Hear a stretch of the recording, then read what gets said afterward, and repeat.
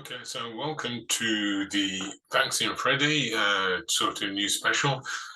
Just thought we'd just share our concerns, just looking at some details with regard to what triggered the 2008 crisis. And according to information, it really was the housing bubble that caused the problem back then and the ripple effect it had around the world. Well, if you've not watched any of these videos before, I previously mentioned my concern about commercial mortgages and how companies in America, in major states in America, are walking away from their property obligations and as a result, putting a lot of these banks into a lot of trouble. So no matter how much the bailouts the Fed might be putting behind these things, they're not going to stop the inevitable, which according to all data, we're well on track to see that happening at any time soon.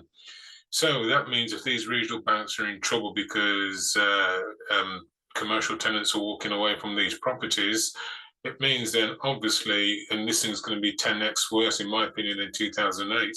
So you'll see the collapse of banks and financial sector and financial institutions. It's just going to be carnage when the whole thing gathers momentum in this high-speed technological age. Whereas in the old days, it would take a while for these things to kick in. But I think with nanotechnology, artificial intelligence, this thing will just come off quicker than people realize.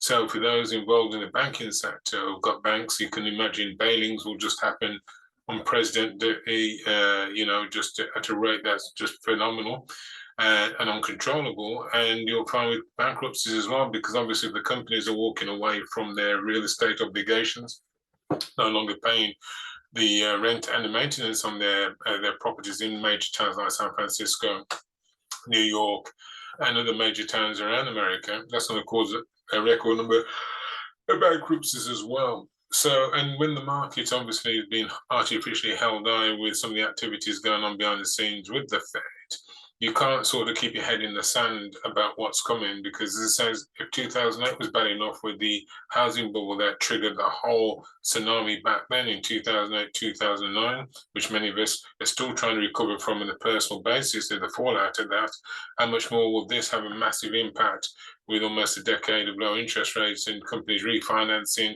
and people remortgaging? That's all suddenly come to a stop. And with the speed at which all this can collapse, it could literally be an overnight, could be within an hour. And you can see a massive economic global change. And that's probably according to some predictions from the best-selling book on the planet.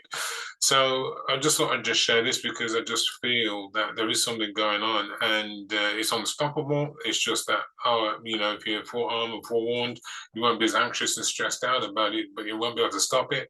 There is no solution per se, other than the fact that just being looking after your health, your well-being, and your personal growth, regardless, because the trees will still be around, the lakes will still be around, the sun will still shine, the sky will be around. But in terms of the financial sector, I just don't have a clue what's coming. But whatever it is, it's coming.